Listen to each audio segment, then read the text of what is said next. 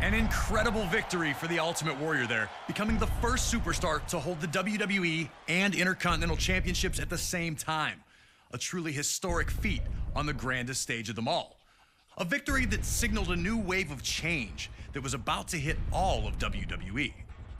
Rowdy Roddy Piper managed to change his luck in WWE when he captured his first championship in the company at the 1992 Royal Rumble.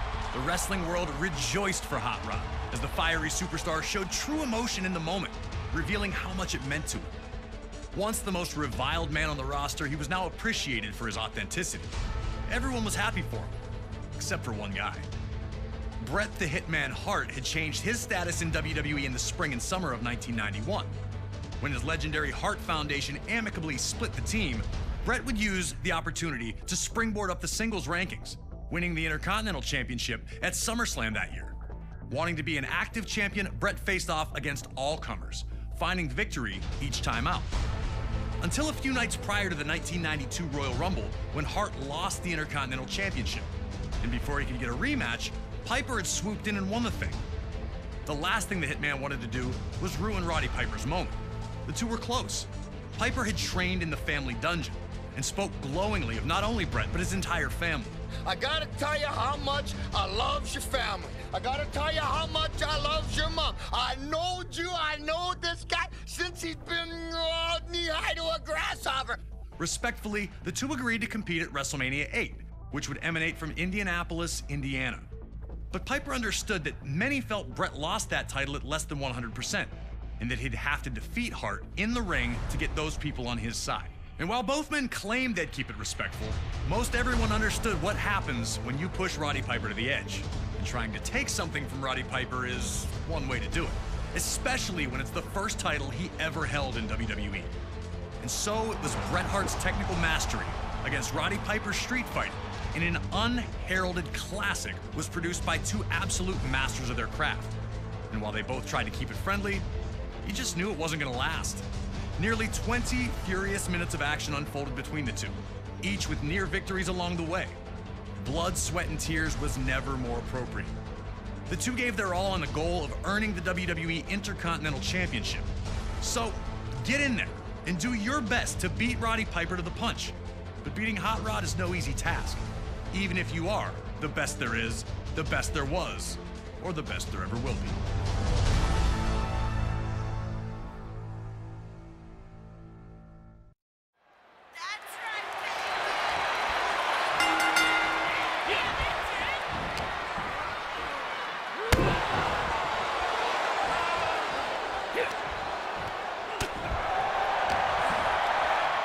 Heading into the match, the smart money was on Roddy Piper, resorting to his brawling tactics. But he looked to try and wrestle with Bret Hart at the start, which led to predictable results, with Bret outmaneuvering Piper.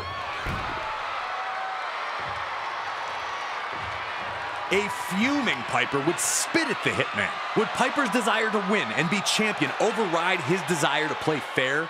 Could Hart use Piper's legendary temper as a constant exploit? Piper was already reverting to the man people knew him to be, and Hart was looking to exploit that fiery temper by embarrassing Piper as often as possible.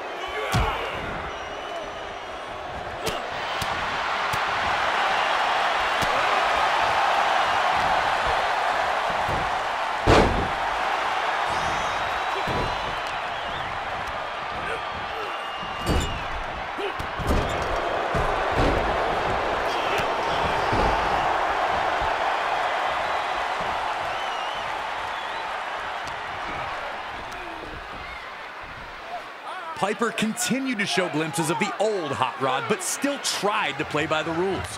He was desperate to remain champion, but his respect for Hart and his family kept him from unleashing that old demon inside.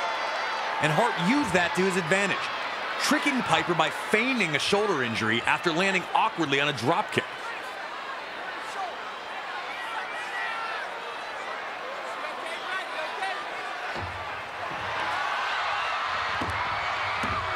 Piper, understandably, was not amused by this one bit. Piper slapped a taste out of Hart for gold bricking, as Bobby Heenan famously called it, and this once friendly competition was turning into the heated brawl many figured it would become.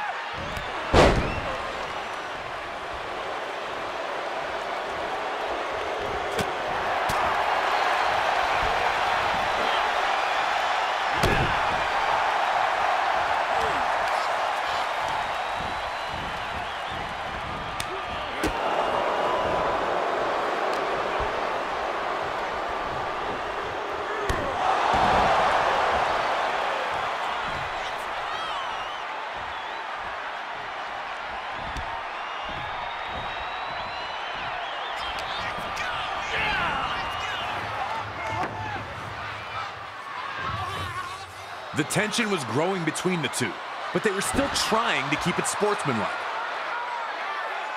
The Hitman sent both tumbling to the floor with a crossbody.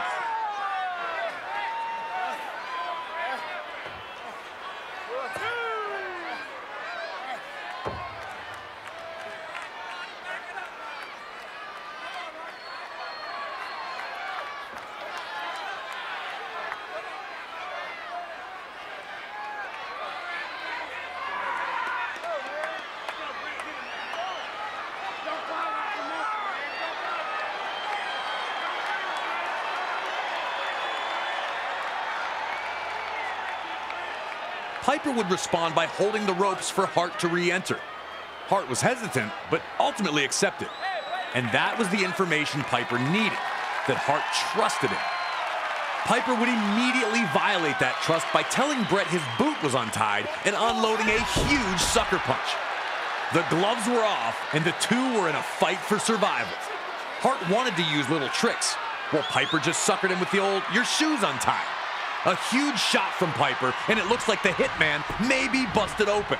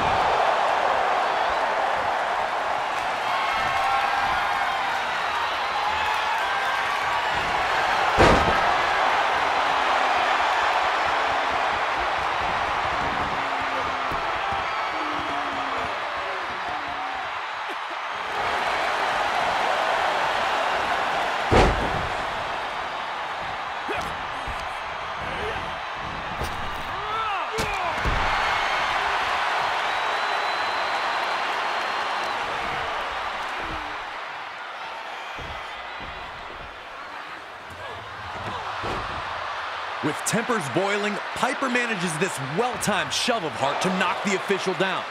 And if you think that was accidental, then you don't know Roddy Piper. As soon as the official goes down, you see the old hot rod start to appear.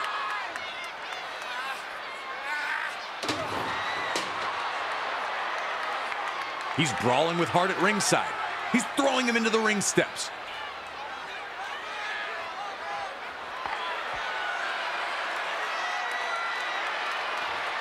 And then he grabs the ring bell. Hart's down on the mat, can barely move, and Piper's telling him to get up. As you see the sneer on Piper's face, like, this is your fault, man.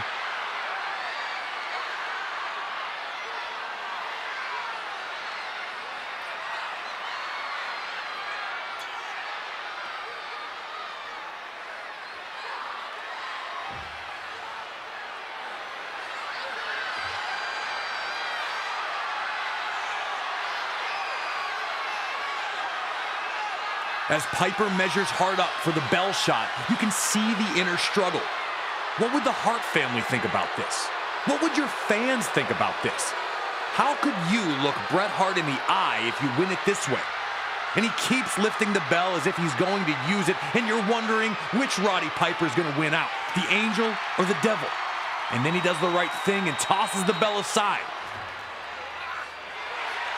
In an instant, he's got Hart in a sleeper hold. Piper has Hart beat. But the Hitman had one more counter up his sleeve, trapping Piper in the pinning combination while still in the sleeper hold. More amazing was how the instant the match was over, the respect between the two immediately returned.